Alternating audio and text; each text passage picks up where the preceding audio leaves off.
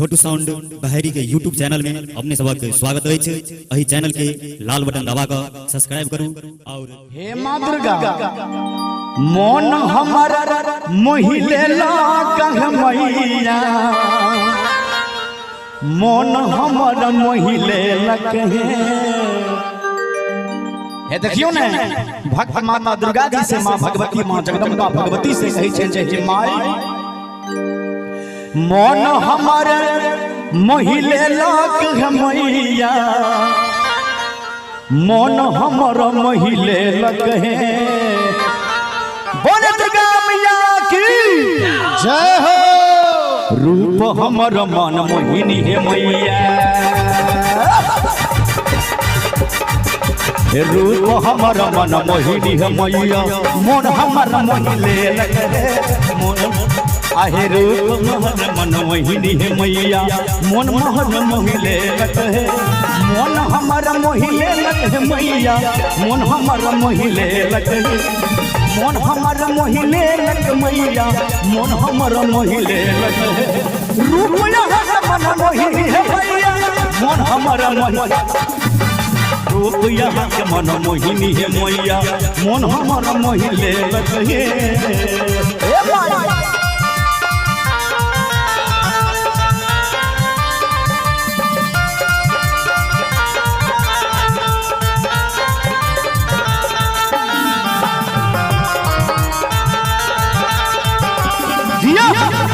भैया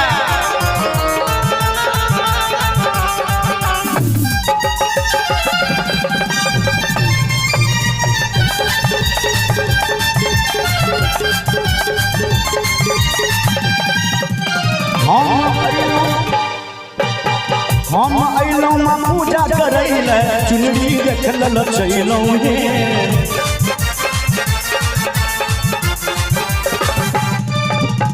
हम अइलौं मां पूजा करैले, चुनरी देखल चैलौं हे।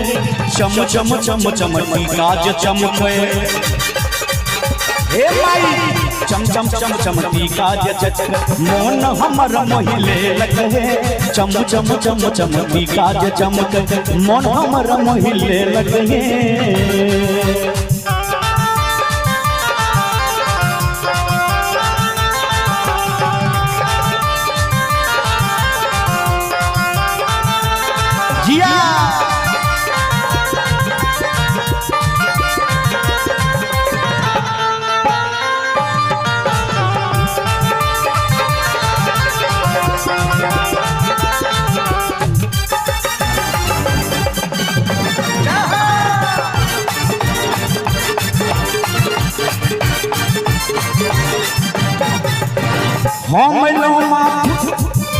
हम अइलौं फूल माला चढ़ाब, बघवा देख रसैलौं हे।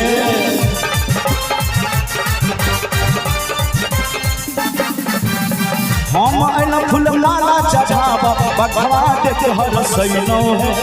आँख के काजर लागे लोभावन, आँख के काजर लागे लोभावन।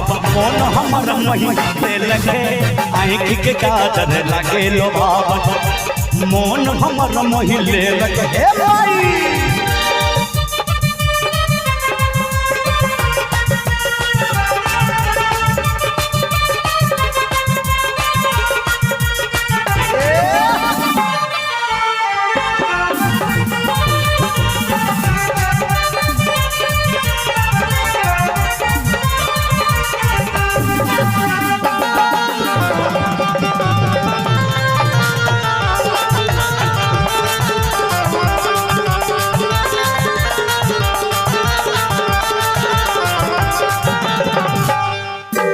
दरभंगा के श्यामा माई बिहनवादा निवासनी है।